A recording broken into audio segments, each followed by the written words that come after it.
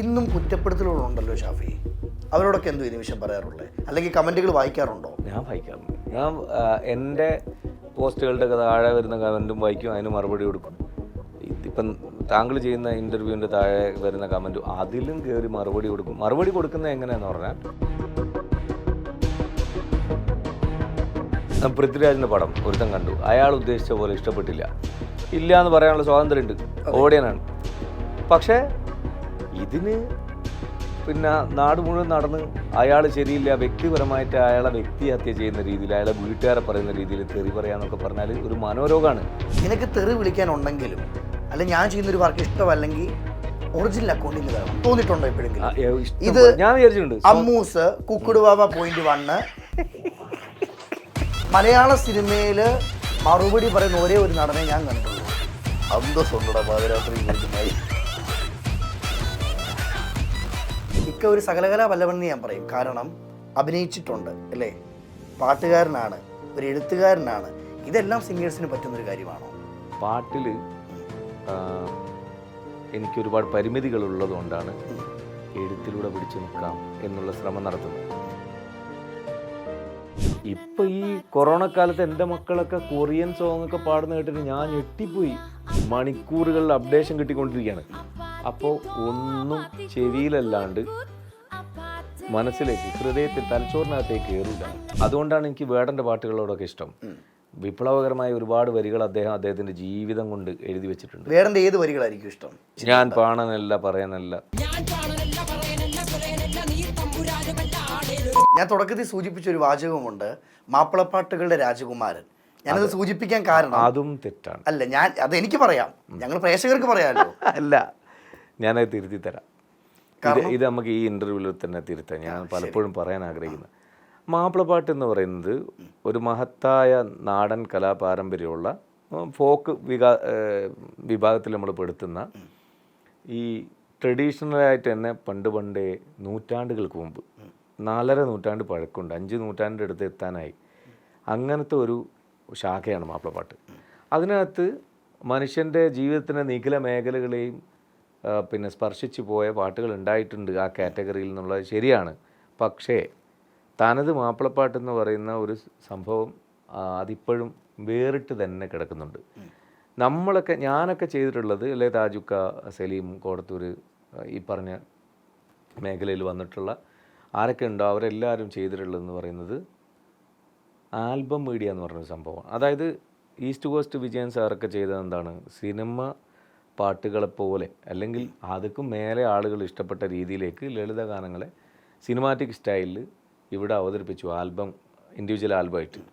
നമ്മൾ അതേപോലെ മാപ്പിളപ്പാട്ടിൻ്റെ ഇശലുകളും അതിൻ്റെ ഈണങ്ങളും ഒക്കെ ചേർത്തുകൊണ്ട്, അതിലെ ചില വാക്കുകളൊക്കെ ചേർത്തുകൊണ്ട് നമ്മുടെ ജീവിതം പാട്ടിലേക്ക് എടുത്തു വെച്ച് പറയും പോലെയുള്ള കുറേ ഗദ്യരൂപത്തിലുള്ള ഒരു കാമുകിയോട് നമുക്ക് പറയാനുള്ളതും വിരഹ കാമുകന്മാരെ സമാധാനിപ്പിക്കുന്നതും നമ്മുടെ സ്വന്തം ജീവിതത്തിലെ എല്ലാ അനുഭവങ്ങളും ചേർത്തുകൊണ്ട് ഇതിൻ്റെ ഒരു ടേസ്റ്റിൽ, മാപ്പിളപ്പാട്ടിൻ്റെ മലബാറിൻ്റെ ഒരു ടേസ്റ്റിലേക്ക് ചേർത്ത് വെച്ചുകൊണ്ട് ആൽബങ്ങളെ പ്രസൻറ്റ് ചെയ്തു എന്നല്ലാതെ മാപ്പിളപ്പാട്ടിൻ്റെ രാജകുമാരൻ എന്നൊക്കെ നമ്മൾ വിളിക്കേണ്ടത് എരിഞ്ഞോളി മൂസക്ക, പീർ മുഹമ്മദ് ക, KG സത്താർക്ക, അതുപോലെ വിളയിൽ ഫസീലത്ത, റംല ബീഗം, അങ്ങനെ വരുന്ന കാറ്റഗറിയിൽ ഒരുപാട് സിംഗേഴ്സ് ഉണ്ട്. കണ്ണൂർ സലീം ക മരിച്ചുപോയി. ഇപ്പം നിലവിൽ പറയാണെങ്കിൽ അങ്ങനെ ഒരു രാജകുമാരൻ കണ്ണൂർ ഷെരീഫ് ഖാൻ. അപ്പോഴൊക്കെ ഞാൻ ചോദിക്കുന്നത്, ഇക്ക പറയുന്ന ഓരോ വാക്കുകളും നിസ്സാരമായിട്ട് പറയുക. എന്നേക്കാൾ ഒരുപാട് പാട്ടുകാരുണ്ട്, പക്ഷേ ഞങ്ങളുടെ കാലത്ത് ഞങ്ങൾക്ക് സമ്മാനിച്ച വരികളും പാട്ടുകളും ചെറുതല്ല. ഞാൻ ആദ്യം പറയുന്നത് പോലെ ഇക്ക ഒരു സകലകലാ വല്ലവനെന്ന് ഞാൻ പറയും. കാരണം അഭിനയിച്ചിട്ടുണ്ട് അല്ലേ, പാട്ടുകാരനാണ്, ഒരു എഴുത്തുകാരനാണ്. ഇതെല്ലാം സിംഗേഴ്സിന് പറ്റുന്നൊരു കാര്യമാണോ? ഞാനൊരു കാര്യം പറയട്ടെ ബ്രദർ, ഈ പാട്ടിൽ എനിക്കൊരുപാട് പരിമിതികളുള്ളതുകൊണ്ടാണ് എഴുത്തിലൂടെ പിടിച്ചു നിൽക്കാം എന്നുള്ള ശ്രമം നടത്തുന്നത്. അത് ഇച്ചിരി സീരിയസ് ആയിട്ട് കൊണ്ടുപോകാനുള്ള കാരണം, എനിക്ക് ചുറ്റുമുള്ള ജീവിതങ്ങളെ പഠിക്കുക എന്ന് പറയുന്നത്, അതിനെ വാമൊഴിയായിട്ടെങ്കിലും ആളുകളോട് പറയുക, ഇന്നലെ എൻ്റെ സുഹൃത്തിന് ഇങ്ങനെ ഒരു അനുഭവം ഉണ്ടായത് മറ്റുള്ളവർ പറയുക എന്നുള്ളത് ചെറുപ്പത്തിലേ വായാടിയാണ്. കുറേ സംസാരിക്കും എന്ന് പറഞ്ഞാൽ അപ്പുറത്തുള്ള കൗതുകങ്ങളെ, പുതിയ അറിവുകളാണല്ലോ. ഇപ്പം ഈ ജില്ല വിട്ട് ഒരു സ്ഥലത്തേക്ക് പോകുമ്പോൾ പുതിയ ജില്ലയിലെ പുതിയ ഭാഷാശൈലി, ഇപ്പോൾ തൃശ്ശൂരുകാരൊക്കെയാണ് എങ്ങടെ പോണേ എന്നൊക്കെ ചോദിക്കുന്ന ശൈലിയൊക്കെ കേൾക്കുമ്പോൾ അത് സിനിമയിൽ കേട്ടാലും അല്ലെങ്കിൽ ഞാൻ നാട് വിട്ടുപോയി കേൾക്കുമ്പോഴും എനിക്കത് വലിയ കൗതുകമാണ്. അത് നേരെ ഇവിടെ വന്ന് പറയും. ഈ പരിപാടി ഞാൻ പദസമ്പത്തായിട്ട് എൻ്റെ ഹൃദയത്തിൽ വെച്ചു, മനസ്സിനകത്ത് വെച്ചു. എന്നിട്ട് പാട്ടെഴുത്തിലേക്ക് അതിനെ ചേർത്ത് നോക്കി. അപ്പോൾ നമുക്ക് എന്ത് ചെയ്യാൻ പറ്റി? ഒരു എഴുത്തുകാരൻ്റെ ഒരു വേഷം ഇടാൻ പറ്റി. ഇതെന്തിനാന്ന് പറഞ്ഞാൽ ബാലൻസിങ്ങിനാണ്. സത്യമായി പറയുന്നത്. പാട്ടിൽ എനിക്ക് എവിടെയെങ്കിലുമൊക്കെ പിഴവ് വരുമ്പോൾ ഞാൻ എഴുതിയല്ലോ എന്ന് പറഞ്ഞ് ഇപ്പുറത്തിരിക്കാം. ഇനി എഴുത്തിൽ എന്തെങ്കിലും ബുദ്ധിമുട്ട് വരികയാണ്, അല്ല ഇത് രണ്ടും ആളുകൾ അംഗീകരിക്കുന്നില്ലെങ്കിൽ ഒന്ന് അഭിനയിച്ച് നോക്കാം. അതിൻ്റെ ശ്രമമൊക്കെ തുടങ്ങിയതും ഇന്നും തുടരുന്നതൊക്കെ ബഹു കോമഡിയാണ്. കാരണം ഇപ്പോഴൊക്കെ കുറേയെങ്കിലും ഞാൻ ശ്രദ്ധിക്കാൻ തുടങ്ങി. കാരണം ഓഡിയൻസിന് എല്ലാ ടെക്നിക്കൽ വശവും മനസ്സിലാകുന്നതുകൊണ്ട് ഇപ്പോൾ ക്യാമറയ്ക്ക് മുമ്പിൽ നിൽക്കുമ്പോൾ പേടിയാണ്. അപ്പം കുറച്ച് നല്ല വിദ്യാർത്ഥിയായിട്ട് ചെയ്യാൻ വേണ്ടി ശ്രമിക്കും. അപ്പോൾ ഇത് രണ്ടും ഇല്ലെങ്കിൽ അഭിനയത്തിലേക്ക് നോക്കാം. അല്ലെങ്കിൽ കമ്പോസിങ് എന്നൊക്കെ പറയുന്നത്, എൻ്റെ കമ്പോസിങ് എനിക്കിഷ്ടപ്പെട്ട പണ്ടത്തെ പാട്ടുകൾ അറിവുള്ള മ്യൂസീഷ്യൻസിൻ്റെ അടുത്ത്, ഇപ്പോൾ ഉദാഹരണത്തിന് പറയാം, ഏറ്റവും കൂടുതൽ ഞാൻ രാഗങ്ങളെക്കുറിച്ച് ചോദിച്ചറിഞ്ഞിട്ടുള്ളത് ഇന്ദീവരത്തിലെ അനിയേട്ടൻ്റെ അടുത്തും പിന്നെ ശശി കൃഷ്ണ, എൻ്റെയൊക്കെ ഒരുപാട് പാട്ടുകൾക്ക് ഓർക്കസ്ട്രേഷൻ ഗംഭീരമായിട്ട് ചെയ്തിട്ടുള്ള, പ്രോഗ്രാമിങ് ചെയ്തിട്ടുള്ള ശശിയേട്ടൻ.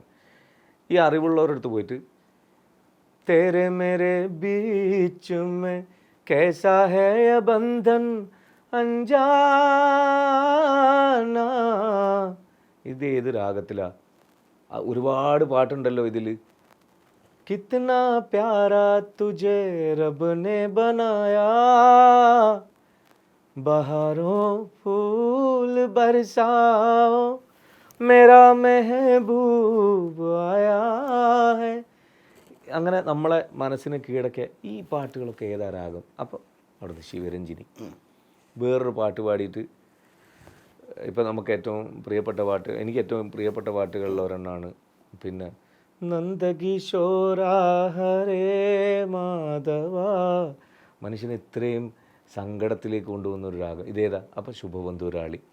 അങ്ങനെ അതിൻ്റെ അവരോഹണങ്ങൾ ഏതാണ് അവരോട് ചോദിക്കും. അങ്ങനെ ചോദിച്ച് മനസ്സിലാക്കിയപ്പോൾ ഞാനൊരു മ്യൂസീഷ്യനായി മാറുകയാണ്. എന്ന് പറഞ്ഞാൽ അടുത്ത പാട്ട് ചെയ്യുമ്പോൾ ത്വാഹാ റസൂലിൻ്റെ സ്വലാത്തിൻ്റെ മഹത്വമേറെ, രാജാ ഹബീബിൻ്റെ മദീനത്തെ തിളക്കമേറെ ചെയ്യുമ്പോൾ ശിവരഞ്ജിനിയിൽ ഞാനും ഒരു പാട്ട് ചെയ്തു ശിവരഞ്ജിനിയിൽ. അപ്പോൾ ഞാൻ ആരായി? ഒരു മ്യൂസീഷ്യനാകാനുള്ള ശ്രമം നടത്തി. ഇതൊക്കെ ശ്രമിച്ചുകൊണ്ടിരിക്കുന്നത് എന്തിനാന്ന് പറഞ്ഞാൽ ഒന്നില്ലെങ്കിൽ ഒന്നിൽ എനിക്ക് കലാരംഗത്ത് നിന്നാൽ മതി എന്നുള്ളതാണ്. കാരണം അതൊരു കോൺഫിഡൻസ് അല്ലേ? കോൺഫിഡൻസോ അല്ലെങ്കിൽ എന്താ പറയണ്ടേ, എൻ്റെ ചോര കലയാണെന്ന് ആയിപ്പോയല്ലേ. അങ്ങനെ ഇതിനോടുള്ള ഒരു പ്രിയം, പാഷൻ എന്ന് പറഞ്ഞാൽ എനിക്ക് ഇതിൽ ജീവിച്ചാൽ മതി. കാരണം എനിക്ക് ഒരുപാട് സങ്കടങ്ങളെ, നമ്മളെ ജീവിതത്തിൻ്റെ ഭാഗമാണ് സങ്കടങ്ങൾ. ഈ ചുറ്റോടുള്ള ക്യാമറ ചെയ്യുന്ന പ്രവി, മനുവും ഒക്കെ അനുഭവിച്ചിട്ടുണ്ടാവും. എന്ത് സങ്കടങ്ങളെ ഇപ്പോൾ സജിനും അനുഭവിച്ചിട്ടുണ്ടാവുമല്ലോ. അപ്പോൾ നിങ്ങളെല്ലാവരും ഈ പറഞ്ഞ ലൈഫിലെ ഇത്തരം അനുഭവങ്ങൾ ഒരു പക്ഷേ പുറത്ത് പറയാൻ ഒരു നല്ല മീഡിയ അവസരവും ഇല്ലായിട്ടായിരിക്കും സ്വന്തം സുഹൃത്തുക്കളോടോ അല്ലെ പ്രിയതമ്മയോടൊക്കെ പറഞ്ഞങ്ങ് തീർക്കുന്നത്.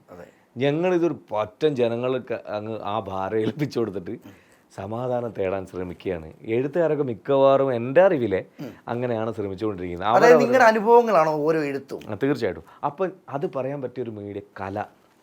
അപ്പം ഞാൻ വിചാരിച്ചപ്പോൾ നമുക്ക് ഭയങ്കര പ്രശസ്തനാവണം എന്നുള്ള ചിന്തയിലൊന്നും ഇതിലേക്ക് വന്നൊരാളല്ല ഞാൻ. അതായത് എനിക്ക് ഫെയിം ആകണം അങ്ങനെ ചിന്തയൊന്നും ഇല്ല. അങ്ങനെ വന്നതല്ല. സത്യം പറയാലോ, ഇത് വളരെ ആത്മാർത്ഥമായിട്ട് പറയുന്നത്.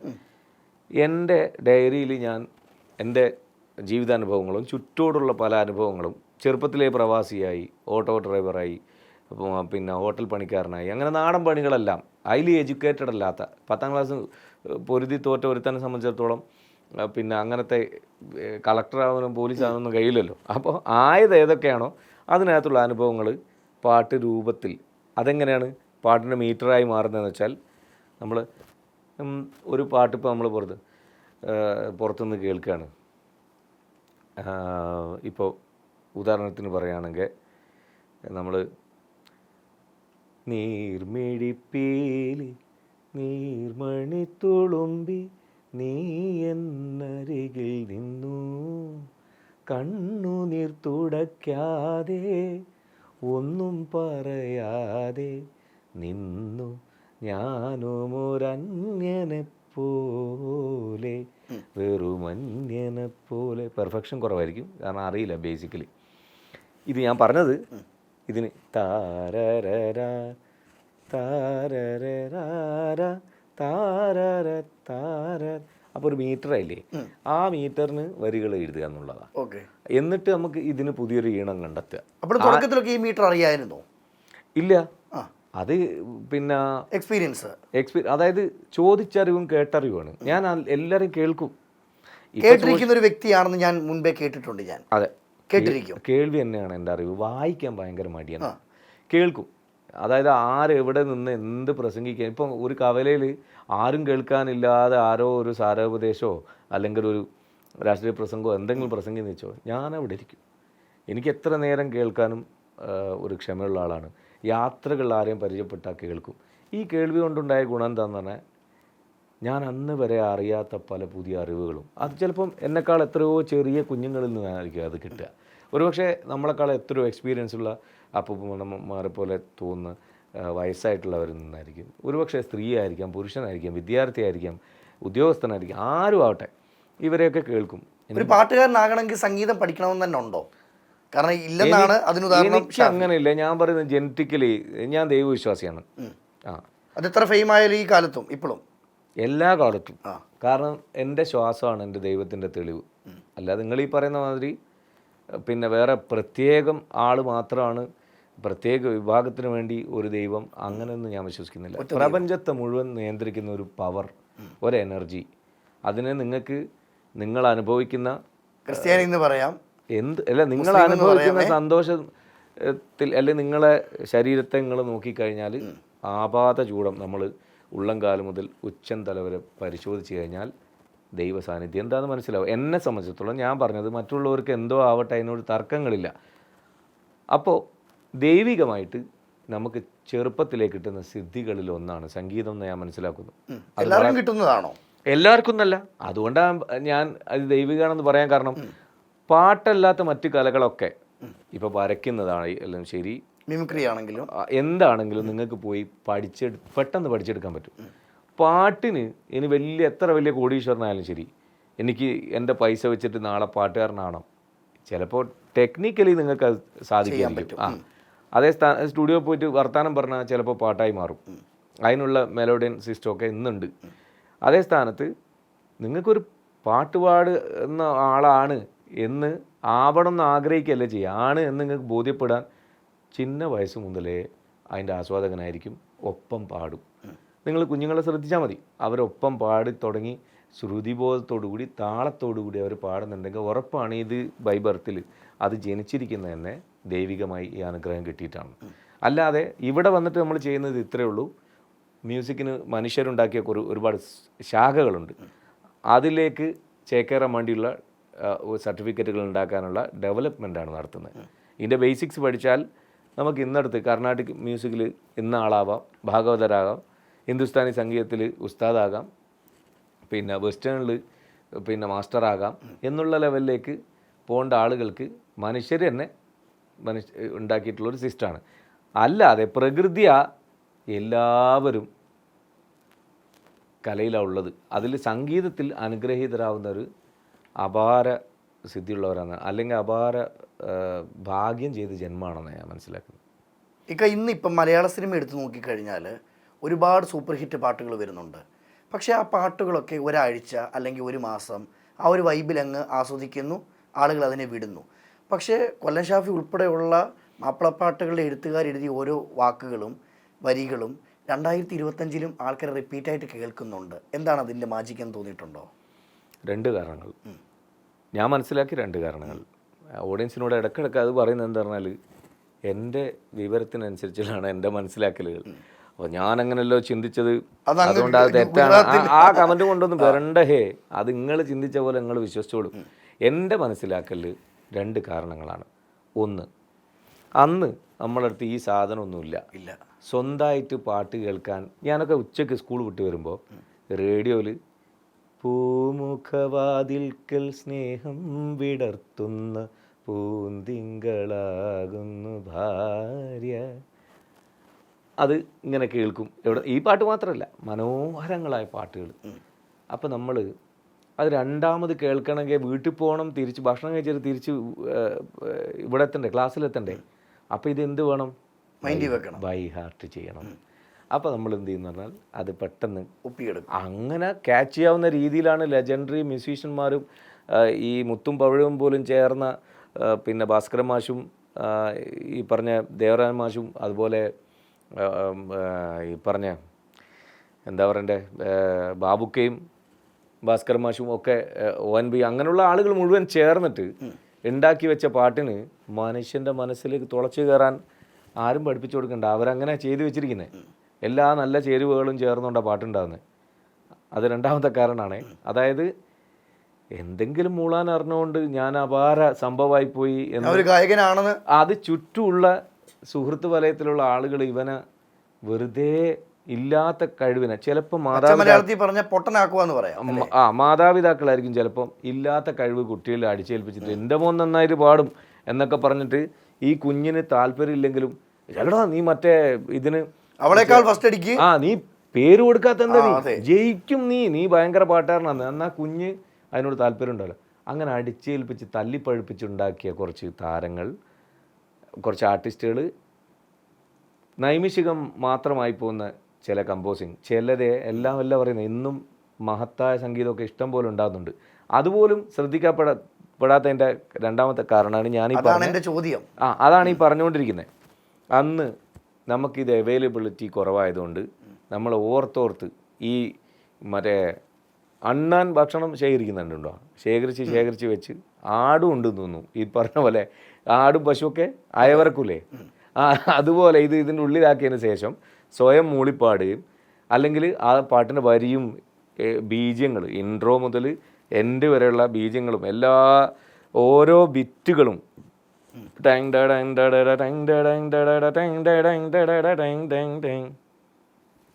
പാട്ട് മനസ്സിലെത്തി. സംഗീതമേ അമരസല്ലാപമേയാണ് പാടാൻ പോകുന്നത്. ഇത് ഓരോന്നും ബൈ ഹാർട്ടാക്കിയിരുന്നു അന്ന്. അപ്പോൾ ഞാൻ ചോദിക്കുന്നത്, ഓരോ പാട്ടുകളും മനസ്സിൽ വെക്കുന്നു, ബൈ ഹാർട്ട്. ഇതൊക്കെ നമ്മുടെ പാട്ടുകളല്ല, നമ്മുടെ പാട്ടുകളല്ല മനസ്സിൽ വെക്കുന്നത്, നമ്മൾ കേട്ട പാട്ടുകൾ. അപ്പോൾ ഞാൻ പറയുന്നത്, ഞാൻ ചോദിച്ചത് അന്നത്തെ കാലത്തെ പാട്ടുകൾ ഇന്നും എന്റെ പാട്ട് 2025 ആൾക്കാർ റിപ്പീറ്റ് ഇപ്പൊ മണ്ണും മഴയും പ്രേമിക്കുന്ന നേരം ഇന്നും കേൾക്കാനുള്ള കാരണം അപ്പോൾ ഇല്ലുമിനാറ്റി ഉണ്ട്. അല്ല, അന്ന് അവരുടെ മനസ്സിൽ ഈ പറഞ്ഞ പോലെ അവരുടെയൊക്കെ പലരുടെയും വീട്ടിൽ അന്ന് CD പ്ലെയറിന്റെ കാലം, എല്ലാവരുടെ വീട്ടിലും CD പ്ലെയർ ഉണ്ടാവും. ഇല്ല, ഗാനമേള വരുന്ന സമയത്ത് ഗാനമേളകൾ പോയി കേൾക്കുന്നു. എൻ്റെ കാര്യത്തിലാണ് ചോദിച്ചെങ്കിൽ അങ്ങനെ മറുപടി പറയാം. ഗാനമേളകൾ പോയി കേൾക്കുമ്പോൾ മുഴുവൻ ശ്രദ്ധയും സ്റ്റേജിലാണ്, ഈ ആർട്ടിസ്റ്റിലാണ്.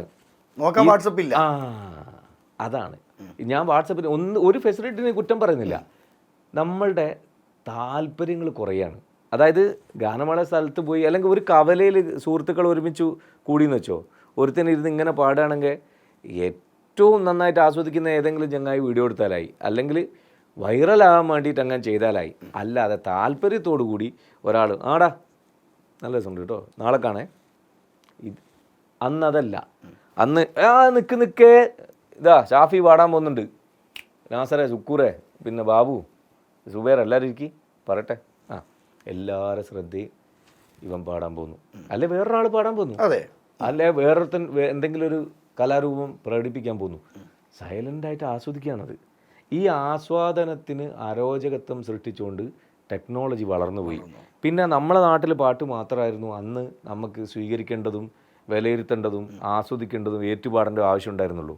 ഇപ്പോൾ ഈ കൊറോണ കാലത്ത് എൻ്റെ മക്കളൊക്കെ കൊറിയൻ സോങ്ങൊക്കെ പാടുന്ന കേട്ടിട്ട് ഞാൻ ഞെട്ടിപ്പോയി. എനിക്ക് കൊറിയ ഭാഷയിലെ അവർക്കുണ്ടാവില്ല അക്ഷരമാല, അതിലെ നമ്മളെ ഒന്നാമത് തുടങ്ങുന്ന അക്ഷരം പോലും അറിയില്ല. അങ്ങനത്തെ ഈ കുഞ്ഞുങ്ങൾ അവരെ കാലത്ത് അവർക്ക് വിരലിങ്ങനെ മണിക്കൂറുകളിൽ അപ്ഡേഷൻ കിട്ടിക്കൊണ്ടിരിക്കുകയാണ്. അപ്പോൾ ഒന്നും ചെവിയിലല്ലാണ്ട് മനസ്സിലേക്ക്, ഹൃദയത്തിൽ, തലച്ചോറിനകത്തേക്ക് കയറൂല, നിൽക്കൂല. അല്ലാണ്ട് വാല്യൂ ഇല്ലാത്ത പാട്ടായതുകൊണ്ടല്ല. ഞങ്ങളുടെ പഴയ ഓർമ്മയിലേക്കൊന്ന് തിരിച്ചു കൊണ്ടുപോകാമോ? മണ്ണും മഴയും പ്രേമിക്കുന്ന നേരം. പാടാം. ശരി. അത് കുറേ ഗ്യാപ്പിന് ശേഷം ജലാൽ ഞങ്ങൾ ഒരുമിച്ച് ഒരു പരിപാടിക്ക് പാലക്കാട് ഭാഗത്തെങ്ങാൻ പോകുമ്പോൾ ഈ പാട്ട് സംഭവിക്കുന്ന കഥയല്ലേ? അതെ, ബസ്സിൽ കയറി പാടെ ഇവൻ എൻ്റെ അടുത്ത്, ഞങ്ങൾ മിനി ബസ്സിൽ പോയിക്കൊണ്ടിരിക്കുകയാണ്. അപ്പോൾ ജലാൽ എൻ്റെ അടുത്ത് പറഞ്ഞ്, ഇങ്ങനൊരു ട്യൂണുണ്ട്, നീ ഇതിന് പ്രണയഗാനം എഴുതണം. അപ്പം ഞാൻ പറഞ്ഞടാ ഇത് ഭക്തിഗാനത്തിൻ്റെ ട്യൂണാണ്, അതൊന്നും പ്രശ്നമില്ലടാ, ഓൾറെഡി വന്ന ട്യൂണാണെന്ന് പറഞ്ഞു. ഓൾറെഡി വന്ന ട്യൂണാണുള്ളത്. അപ്പം ഞാൻ നോക്കുമ്പോൾ നല്ല ട്യൂണല്ലേ. അപ്പം ഞാൻ പറഞ്ഞു നമുക്ക് അങ്ങനെ ഒന്ന് പിടിക്കാം. അങ്ങനെ പിന്നെ പരിപാടിയൊക്കെ കഴിഞ്ഞ് ഞാൻ വീട്ടിൽ വന്ന് ഇരുന്നിട്ട്, അന്ന് വേനൽ കഴിഞ്ഞിട്ടുള്ള ആദ്യത്തെ മഴ കാണുകയാണ്. ആ മൂഡ് എന്തുവായിരുന്നു? അത് തന്നെയാണ് മൂഡ്. പല ഇൻ്റർവ്യൂവിൽ പറഞ്ഞാണ്, എന്നാലും അതൊരു ബ്യൂട്ടിഫുൾ ആയിട്ടുള്ള മൊമെൻ്റ് ആയതുകൊണ്ട് നമുക്ക് എപ്പം വേണേൽ പറയാം. ഈ മണ്ണിലേക്ക് മഴ പെയ്തിറങ്ങിയിട്ടുണ്ടാകുന്നൊരു ഗന്ധം, അതുപോലെ അന്നേരം ഈ പ്രകൃതിയിലെ മൊത്തം ഈ ചെടികളും വൃക്ഷങ്ങളും ഈ പക്ഷികളെല്ലാം ആനന്ദം കൊള്ളുന്നൊരു നിമിഷം, അത് കണ്ട് ആസ്വദിച്ചിരുന്ന് എഴുതിയിട്ടുള്ളതാണ്. ആകാശത്തെ അമ്പിളി മാമനും ആറ്റിലെ ആമ്പലിനോടല്ലേ പ്രേമം, ആരൊക്കെ അറിഞ്ഞാലും എനിക്കെന്നും നിന്നെയാണടി ഇഷ്ടം, പാട്ടിലൊക്കെ നിന്നെക്കുറിച്ചു ഞാൻ പാടുന്നേരം, നാട്ടിലാകെ ചോദ്യവുമുണ്ടടി പെണ്ണ് നീ ഏതാണെന്ന്, പ്രേമിച്ചോരെല്ലാം നാശത്തിലാണേ, പ്രേമം വിഷക്കനിയാണേ, മനുഷ്യനെ കൊടും ചതിയിൽ വീഴ്ത്തിടും തീയാണേ, പാലാണ് പ്രേമം തേനാണ് പ്രേമം, കരളിൽ കാതിരിട്ട പ്രേമം, മണ്ണിതിൽ സ്വപ്നം കൊണ്ട് സ്വർഗം തീർത്ത പ്രേമം, എന്നെയൊന്ന് പ്രേമിച്ചാലെന്തടി പൂങ്കരളേ, നമ്മളൊക്കെ മണ്ണിൽ വന്നത് സ്നേഹിക്കാനല്ലേടേ, എന്നോടൊന്ന് മിണ്ടിയാലെന്തടി പൂങ്കുയിലേ, നിന്നെ കണ്ട നാളു തൊട്ടിന്നോളം കേൾക്കാൻ കൊതിക്കുന്നേടേ.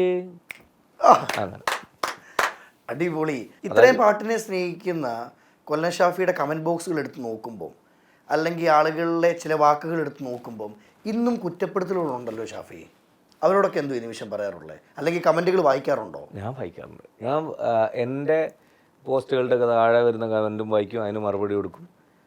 ഇപ്പം താങ്കൾ ചെയ്യുന്ന ഇൻ്റർവ്യൂവിൻ്റെ താഴെ വരുന്ന കമൻറ്റും അതിലും കയറി മറുപടി കൊടുക്കും. മറുപടി കൊടുക്കുന്നത് എങ്ങനെയാണെന്ന് പറഞ്ഞാൽ, അല്ല അപ്പോഴും ഒന്നും ചിന്തിക്കത്തില്ലേ, എനിക്ക് ഫെയിം ഉണ്ട്, ഞാൻ എൻ്റെ മുഖം വെച്ച് ഒറിജിനൽ പ്രൊഫൈലിൽ നിന്ന് മറുപടി കൊടുത്താൽ ആളുകൾ എന്ത് ചിന്തിക്കും, അങ്ങനെ ചിന്തയില്ലേ? കാരണം ഞാൻ കാണുമ്പോൾ കൊല്ലം ഷാഫി കൊടുക്കുന്നതെല്ലാം ഒറിജിനൽ അക്കൗണ്ടിൽ നിന്നാണ്. ഞാൻ പറയാം, എന്നെ സംബന്ധിച്ചിടത്തോളം 100 നല്ല കമൻറ്റുകൾക്കിടയിൽ 10 പേര് മാത്രമാണ് ഈ പറഞ്ഞ നെഗറ്റീവ് കമൻസായിട്ട് വരുന്നുള്ളൂ. അപ്പോൾ നമ്മൾ എന്ത് മനസ്സിലാക്കണം, 90% ആളുകളും ഇപ്പുറത്ത് നമ്മളെ സ്നേഹിക്കാനും നമ്മളെ ഒപ്പം നിൽക്കാനുള്ളപ്പോൾ ഈ 10%-നെ നമ്മൾ കുറച്ച് കൊണ്ടുവരാൻ അവൻ്റെ ഇഷ്ടവും കൂടി നേടുകയല്ല വേണ്ടേ. ഇനി വേറൊരാളോട് അവൻ ഇങ്ങനെ കലാകാരന്മാരാണ്, അവരുടെ നെഞ്ചത്തേക്ക് കുതിര കയറാം, അല്ലെങ്കിൽ അസൂയ മൂത്ത് ഭ്രാന്തായിട്ട്, അല്ലെങ്കിൽ ഏതെങ്കിലും ഒരു അവസ്ഥയിൽ അവൻ വിചാരിച്ച പോലെ പ്രവർത്തിച്ചു കൊടുക്കാത്തതുകൊണ്ട്, അവൻ വിചാരിച്ച പോലെ ഫോട്ടോ എടുക്കാൻ നിന്ന് കൊടുക്കാത്തതുകൊണ്ട്, മനുഷ്യരാ കലാകാരന്മാർ, അവർക്ക് ഒരുപാട് സാഹചര്യ പ്രശ്നങ്ങളുണ്ട്, ഒരുപാട് ഫ്രസ്ട്രേഷൻസ് നമ്മൾ ഏറ്റെടുത്ത പരിപാടി പൂർത്തീകരിക്കുന്നതിൻ്റെ ഇടയിലുണ്ടാവും. അവിടെ നിന്നാണെങ്കിൽ ഈ ഓഡിയൻസ് ഏറ്റവും കൂടുതൽ നമ്മളെ കാണുന്നത്. അതിനിടയിൽ അവരുടെ ഇഷ്ടം പോലെ അവർ പ്രതീക്ഷിച്ച് വന്ന ആ ഒരു ചിത്രത്തിനനുസരിച്ച് കഥാപാത്രമായിട്ട് മാറിക്കൊടുക്കാൻ ഒരു കലാകാരന് കഴിയണമെന്നില്ല. ആ അവസ്ഥയിൽ നിന്നുകൊണ്ടാണ് ഇവർക്ക് വെറുപ്പ് വരുന്നത്. അല്ലാതെ വ്യക്തിപരമായിട്ട് അവരോട് വല്ല കടം വാങ്ങിയിട്ടോ തിരിച്ചു കൊടുക്കാനുള്ള പോലുമില്ല, ഒരിക്കലുമില്ല. പിന്നെ അവരൊരു കഥ അങ്ങോട്ട് ഉണ്ടാക്കും. ഇപ്പോൾ നമുക്ക് പിന്നെ ഒരു നടനെ ഇഷ്ടമില്ലാന്ന് വെച്ചോ, നമുക്ക് ഉദാഹരണത്തിന് വെറുതെ പറയാം, പൃഥ്വിരാജിൻ്റെ പടം ഒരുത്തൻ കണ്ടു, അയാൾ ഉദ്ദേശിച്ച പോലെ ഇഷ്ടപ്പെട്ടില്ല, ഇല്ല എന്ന് പറയാനുള്ള സ്വാതന്ത്ര്യമുണ്ട്, ഓഡിയനാണ്. പക്ഷേ ഇതിന് പിന്നെ നാട് മുഴുവൻ നടന്ന് അയാൾ ശരിയില്ല, വ്യക്തിപരമായിട്ട് അയാളെ വ്യക്തിഹത്യ ചെയ്യുന്ന രീതിയിൽ, അയാളെ വീട്ടുകാരെ പറയുന്ന രീതിയിൽ തെറി പറയാന്നൊക്കെ പറഞ്ഞാൽ ഒരു മനോരോഗമാണ്. കാരണം അയാളൊരു കഥാപാത്രം ചെയ്തു, നിങ്ങൾക്ക് ഇഷ്ടപ്പെട്ടില്ല, ഇനി അയാളുടെ പടങ്ങൾ വരുമ്പോൾ കാണാതിരിക്കാൻ ശ്രമിക്കാന്നുള്ളൂ. ഇതെന്തായി ചെയ്തുകൊണ്ടിരിക്കുന്നേ? നമുക്ക് കരുതിക്കൂട്ടി ഒരു തിയേറ്ററിൽ പോയിട്ട് ഒരു നടനെ അവഹേളിക്കാൻ വേണ്ടി കൂക്ക് വിളിക്കുന്ന കുറേ പേരെ ഞാൻ കണ്ടിട്ടുണ്ട്. എൻ്റെ അനുഭവം പറയാം, ഇവന്മാർ മണ്ടന്മാരല്ലേ. കാര്യം വൈകുന്നേരം വരെ അധ്വാനിച്ചിട്ട് വല്ല കല്ല് പാറ പൊട്ടിക്കാനൊക്കെ പോയിട്ട് കിട്ടുന്ന അധ്വാനിച്ചിട്ട് വേർപ്പൊഴുക്കി കിട്ടുന്ന പൈസൻ്റെ ഒരു വലിയ ഭാഗം ഈ ടിക്കറ്റിനും മറ്റ് അന്ന് വരുന്ന ചായ കുടിക്കാനും മറ്റുള്ള ചിലവിനൊക്കെ കൊടുത്തുകൊണ്ട് ക്യൂ നിന്ന് ടിക്കറ്റ് എടുത്ത് ഇവൻ്റെ വിലപ്പെട്ട സമയം തിയേറ്ററിൽ കളഞ്ഞിട്ട് സ്ക്രീൻ നോക്കി ഈ ഓരിക്കുറുക്കം കൂക്കിയിടുന്ന പോലെ കൂക്കിയിട്ടിട്ട് ആ നാടൻ എന്ത് ബാധിക്കാനാണ്? ഒരു ഓമത്തിൽ പോലും തൊടത്തില്ല. അതാ പറഞ്ഞത്. അയാൾ അടുത്ത പടത്തിന് അഡ്വാൻസ് വാങ്ങി പോയി. അതെ, നമ്മൾ ഈ മറമണ്ടന്മാരെ മാതിരി ഈ ഒരാളെ ഇഷ്ടമില്ലെങ്കിൽ അയാളെ വഴിക്ക് വിടുക എന്നല്ലാതെ അതിൻ്റെ പിന്നാലെ നടന്ന് കമൻറ്റ് ചെയ്യുന്നവൻ്റെ മനോരോഗം ഈ കാരണങ്ങളാണ്. അത് എനിക്ക് പേഴ്സണലി ഏറ്റവും ഇഷ്ടം. നിനക്ക് തെറി വിളിക്കാനുണ്ടെങ്കിലും അല്ലെ ഞാൻ ചെയ്യുന്നൊരു വർക്ക് ഇഷ്ടമല്ലെങ്കിൽ ഒറിജിനൽ അക്കൗണ്ടിൽ നിന്ന് വരണം. തോന്നിയിട്ടുണ്ടോ എപ്പോഴെങ്കിലും? ഇത് ഞാൻ വിചാരിച്ചിട്ടുണ്ട്. അമ്മൂസ് കുക്കുടുവാവ .1 മലയാള സിനിമയിൽ മറുപടി പറയുന്ന ഒരേ ഒരു നടനെ ഞാൻ കണ്ടുള്ളൂ. അന്തസ്സുണ്ടടാ പാതിരാത്രിക്ക് വിളിക്കുമായി. ആണോ അല്ലയോ പറ? മലയാള സിനിമയിൽ മുകേഷ് സാഹചര്യമൊക്കെ അദ്ദേഹത്തെ കൊണ്ട് അത് പറയിപ്പിച്ചിട്ടുണ്ട്. തെറി പറയരുത് എന്നാണ് എൻ്റെ അഭിപ്രായം. തെറിവാക്കുകൾ ഡയറക്റ്റ് ആണെങ്കിൽ പിന്നെ ഒന്നുമില്ലെങ്കിൽ അയാളും പറഞ്ഞെന്നൊക്കെ പറയാം. അല്ലല്ല തെറി ഞാൻ ഫോണിലൊന്നും ഒരാൾ തെറി പറയാൻ നിൽക്കില്ല. കാരണം എന്താ പറഞ്ഞാൽ അവർക്ക് വേണ്ടത് അവരെ സംബന്ധിച്ചിടത്തോളം അവർക്ക് ഇതുകൊണ്ട് ഒരു നഷ്ടമില്ല. ഈ വിളിച്ച് നമ്മളെ പ്രഷറാക്കുന്നവന് ഒരു കാലത്ത് ഞാൻ ഈ പ്രഷറായതിനോട് തിരിച്ച് പ്രഷർ എന്നാൽ കാണാടാ നേരിട്ട് വാടാന്നൊക്കെ പറഞ്ഞിരുന്നു. അന്ന് പിന്നീട് എൻ്റെ വെൽവിഷേഴ്സായിട്ടുള്ള എനിക്ക് കുറേ നല്ല കൂട്ടുകാരെ കിട്ടിയെന്നുള്ള മഹാഭാഗ്യം. ഏത് ഞാൻ പാട്ടുപാടിയ എടാ അവിടെ കുറച്ച് പ്രശ്നങ്ങളുണ്ടേ, നീ ഒന്നും വിചാരിക്കരുത്, അടുത്ത പ്രാവശ്യം ഇങ്ങനത്തെ ഒന്നും പാടാൻ പറ്റുന്നില്ലേ പാടണ്ട, അല്ലെ പറ്റുവാണെങ്കിൽ നന്നാക്കി പാടണം, ഇച്ചിരി പിന്നെ ശ്രുതിയും താളബോധമൊക്കെ അല്ലെങ്കിൽ സംഗതി പാടാൻ കഴിയില്ല, നീ പാടാൻ നിൽക്കരുത്, അല്ലെങ്കിൽ ഇന്ന പാട്ട് എനിക്ക് ചേർന്നതല്ല. അങ്ങനെയുള്ള നല്ല മനുഷ്യന്മാർ സുഹൃത്തുക്കളായിട്ട് കിട്ടി. അവരെന്നോട് പറഞ്ഞു നീ ഇങ്ങനെ ചൂടാകുന്നതുകൊണ്ട് അവർ ആഗ്രഹിച്ചത് സാധിക്കുകയാണ്. കാരണം അവർക്ക് നിൻ്റെ മൈൻഡ് നീ പരിപാടിക്ക് പോകുമ്പോൾ ഡിസ്റ്റർബ് ചെയ്ത് വെച്ചാൽ പരിപാടിയിൽ അത് പ്രതിഫലിക്കും. ചിരിച്ചുകൊണ്ട് പാടാനോ ആൾക്കാരെ ചിരിച്ചുകൊണ്ട് നമുക്ക് പിന്നെ ഫേസ് ചെയ്യാനോ പറ്റാണ്ടാവും. ഇത് തന്നെയാണ് മറ്റവരുടെ ആഗ്രഹം. പിന്നെ അപ്പുറത്തുനിന്ന് റെക്കോർഡ് ചെയ്ത് കോലം ജാഫീദ ഇങ്ങനത്തെ ആളാണെന്ന് 10 ആളോട് പറയാൻ പറ്റും. നീയും മനുഷ്യനാണ്, സ്വാഭാവികമായിട്ടും എന്നെ തെറി വിളിച്ചാൽ നീ തനിയെ കാരണം ഞാൻ ജീവിച്ചു വന്ന സാഹചര്യം എന്ന് പറയുന്നത് ഇങ്ങനെയൊക്കെ തന്നെയാണ്. അല്ല പൊട്ടി വീണ ഒരു കൊട്ടാരത്തിൽ ജനിച്ചവനല്ല അല്ലല്ലോ നമ്മൾ. അതുകൊണ്ടാണ് എനിക്ക് വേടൻ്റെ പാട്ടുകളോടൊക്കെ ഇഷ്ടം. വിപ്ലവകരമായ ഒരുപാട് വരികൾ അദ്ദേഹത്തിൻ്റെ ജീവിതം കൊണ്ട് എഴുതി വെച്ചിട്ടുണ്ട്. വേടൻ്റെ ഏത് വരികളായിരിക്കും ഇഷ്ടം? എനിക്ക് ഇഷ്ടപ്പെട്ട വരി ഞാൻ പാടാം. പറ. അതായത് വേടനെ എല്ലാവർക്കും ഇഷ്ടപ്പെടാനൊരു കാരണം മനസ്സിലുള്ളത് എഴുതി വെച്ചു. ഞാൻ പാണനല്ല പറയാനല്ല, ഞാൻ പാണനല്ല പറയാനല്ല, നീ തമ്പുരാനുമല്ല, ആണയിലൊരു ടൂ ഇട്ടോണം ഇല്ല അല്ലേ? അതല്ലേ അത്. പിന്നെ ആ ലാസ്റ്റ് വരിയോടുള്ളതല്ല ഞാൻ പറയുന്നത്, അത് ഫ്രസ്ട്രേഷനാണ് എന്തായാലും. പിന്നെ വേറൊരു കാര്യമുണ്ട്, ഈ അതൊന്നും ഒരു മഹാതെറിയായിട്ട് നമ്മളിവിടെ കാണാത്തൊരു സാധനം. അയ്യോ, ഇന്നത്തെ 8ാം ക്ലാസ്സിലെ പിള്ളേരുടെ ഗുഡ് മോർണിംഗിന് പകരമുള്ള തെറിയാണിത്. സത്യം ഞാൻ പറയട്ടെ, ഇക്ക ഇത് പറഞ്ഞാൽ വിളിക്കുന്ന ഒരു പേരെന്തോ തന്ത വൈബ്.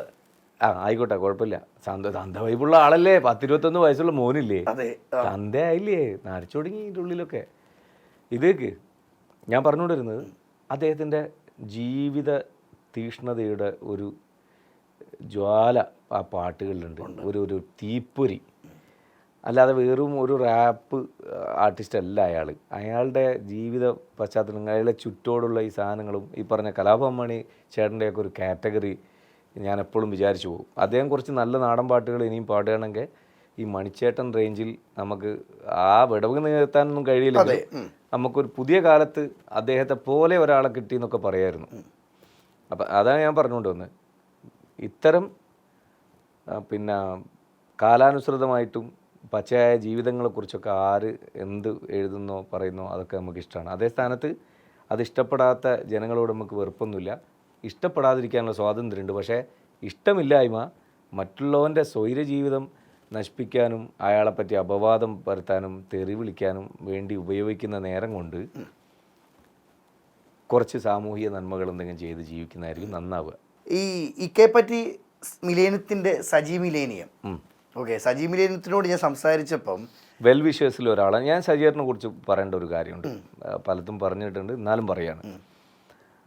സജിയേട്ടൻ ബ്രില്യൻ്റ് ആയിട്ടുള്ള ഒരു ഡയറക്ടറാണ്. പിന്നെ അതിലുപരി നല്ല ആസ്വാദകനാണ്. അതായത് ഒരു കലാസൃഷ്ടി കേട്ടാൽ ഇതിന് ലൈഫുണ്ടോയെന്ന് ഉടനടി പറയാൻ പറ്റും അദ്ദേഹത്തിന്. അതിലുപരി ഒരുപാട് കലാകാരന്മാരുടെ ടാലൻറ്റ് മനസ്സിലാക്കി പ്ലാറ്റ്ഫോമുകൾ കൊടുത്ത് വളർത്തിയൊരു മനുഷ്യനാണ്.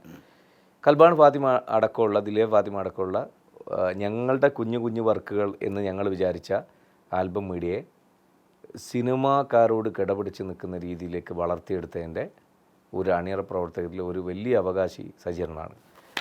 അതുപോലെ അദ്ദേഹത്തിൻ്റെ മറ്റൊരു ക്വാളിറ്റിയാണ് പേഴ്സണൽ ലൈഫിലേക്ക് ഒരാളെ ഇഷ്ടപ്പെട്ട് കഴിഞ്ഞാൽ ഒരു കലാകാരനാണെങ്കിൽ അവന് എന്തൊക്കെ നിലനിൽപ്പിനുള്ള ഉപദേശം കൊടുക്കാൻ പറ്റും. ഇപ്പോൾ ഉദാഹരണത്തിന് പറയാം, ഞാൻ ആദ്യം പൈസ ഉണ്ടാക്കി തുടങ്ങിയ കാലത്ത് പൈസ എങ്ങനെ കൈകാര്യം ചെയ്യണമെന്ന് പറഞ്ഞു തന്ന, ബാങ്കിൽ അക്കൗണ്ട് തുടങ്ങാൻ പറഞ്ഞു തന്ന, എൻ്റെ അടുത്തുനിന്ന് പൈസ വാങ്ങി വെച്ചിട്ട് ഞാൻ 3-4 വർക്ക് ചെയ്തപ്പം പേയ്മെൻറ്റ് തരാതെ ആ പേയ്മെൻറ്റ് എൻ്റെ സുഹൃത്ത് ആവാല ഷംസു എന്ന് ഞങ്ങൾ വിളിക്കുന്ന വെള്ളിപറമ്പ് ഷംസു നല്ലൊരു ആർട്ടിസ്റ്റാണ് കേട്ടോ, നല്ല നടനാണ്. ഷംസുവിൻ്റെ അടുത്ത് പൈസ കൊടുത്തിട്ട് അഡ്വാൻസ് കൊടുപ്പിച്ച് എന്നെ കൊണ്ട് വണ്ടി ഇടിപ്പിച്ചത് ആദ്യമായിട്ട് സജീർണ. എന്നെ കൊണ്ട് പാൻ കാർഡ് എടുപ്പിച്ചത് അദ്ദേഹമാണ്. IPRS ഞാനടക്കമുള്ള ഒരുപാട് ആർട്ടിസ്റ്റുകളെ എടാ നിങ്ങൾക്ക് ഇതിൽ നിന്ന് വരുമാനം ഉണ്ടാവും എന്ന് പറഞ്ഞുകൊണ്ട് രജിസ്റ്റർ ചെയ്ത് ഞങ്ങളെ മെമ്പേഴ്സ് ആക്കിയത് അയാളാണ്.